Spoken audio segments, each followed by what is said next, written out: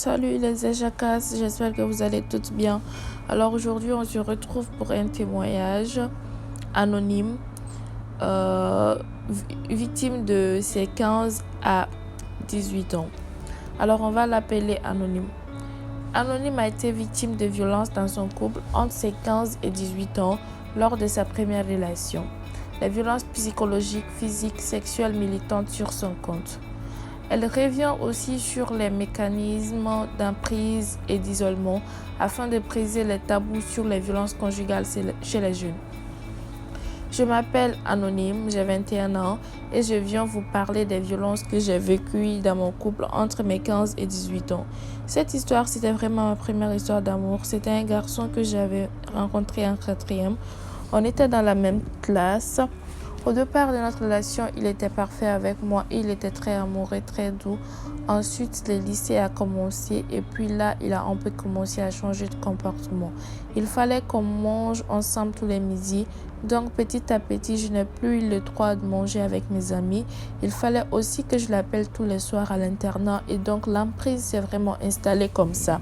Très progressivement, en essayant de m'isoler le plus possible des personnes qui m'entouraient, il allait être très critique envers mes amis qui n'étaient jamais assez bien pour moi. Il allait être critique envers ma famille. Mais par contre, devant ces personnes-là, il était parfait.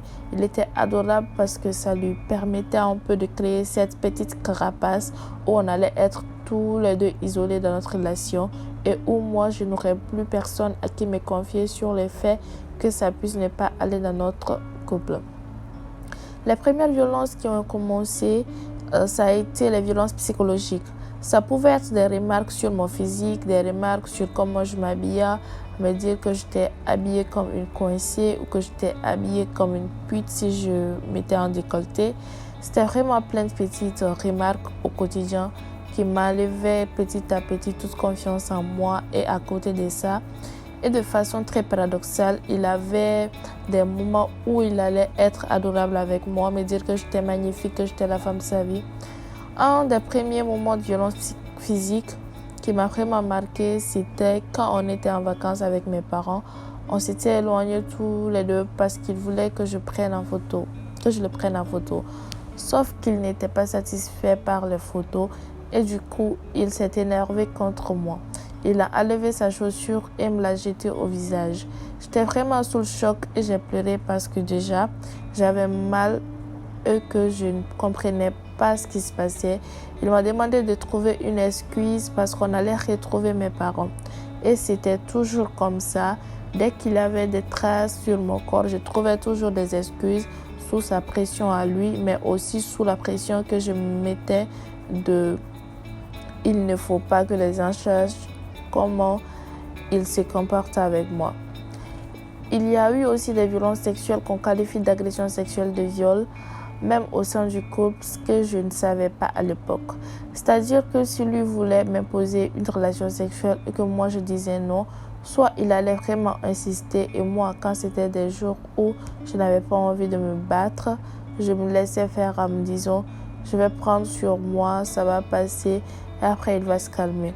Ou alors quand j'étais vraiment décidée à ne pas me laisser faire, il allait vraiment me le faire payer et il allait me forcer à dormir par terre. Enfin, à ne pas dormir parce qu'il m'empêchait de dormir, mais il allait me dire tu vas rester à côté du lit. Il me confisquait mon téléphone et il me disait tu vas rester là jusqu'à ce que tu consentes à avoir une relation sexuelle avec moi. Il pouvait m'empêcher de dormir en mettant la lumière dans les yeux. Pour moi, à ce moment-là, la violence conjugale, c'était uniquement chez les adultes. Pour moi, la victime de violence conjugale, c'était une femme d'un certain âge, une femme adulte qui était mariée, qui est couverte de bleu. Et du coup, ce que moi je vivais, je n'arrivais pas à mettre des mots dessus parce que ce n'était pas des violences conjugales, parce que ça ressemblait pas à ce que je connaissais. Mais en même temps, ce n'était pas des viols ni des agressions sexuelles parce que ça ne ressemblait pas non plus à ce que je connaissais.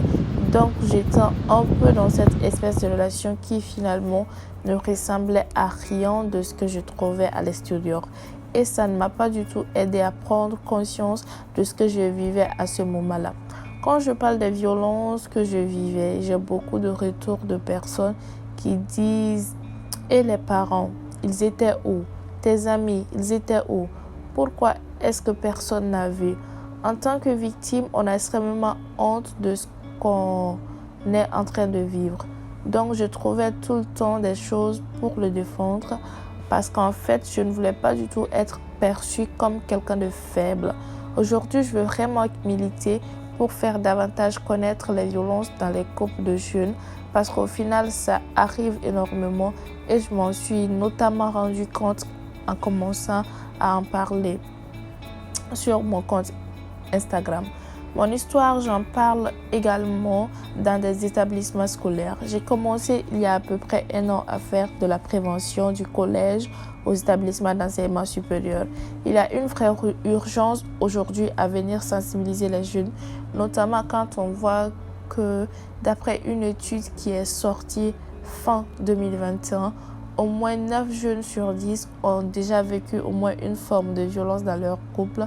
Il faut expliquer comment bien vivre ces relations, comment ne pas tomber dans des pièges d'emprise, comment ne pas banaliser la jalousie, expliquer qu'une relation qui est trop possessive, qui est trop fusionnelle, ce n'est pas quelque chose de normal.